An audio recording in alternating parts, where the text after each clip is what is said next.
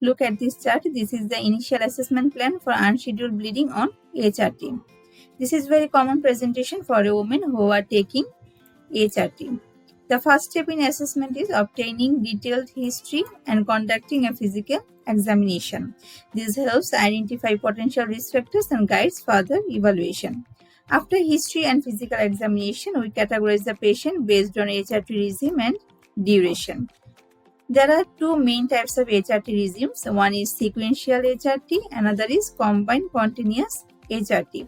If the patient is on sequential HRT and experiences heavy, prolonged or backthrough bleeding more than 2 cycles, further evaluation is required.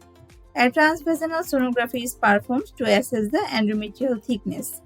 If endometrial thickness more or equals 7 mm, an endometrial biopsy or hysteroscopy with biopsy should be performed to rule out pathology.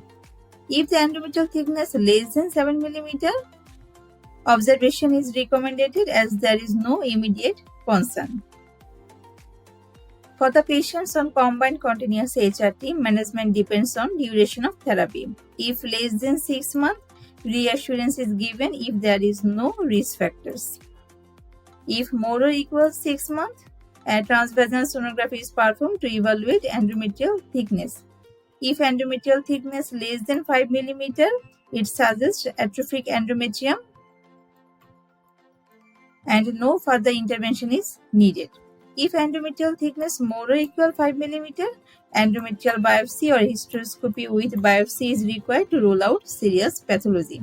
So remember that things, here is cut mark 5 and here is cut mark 7.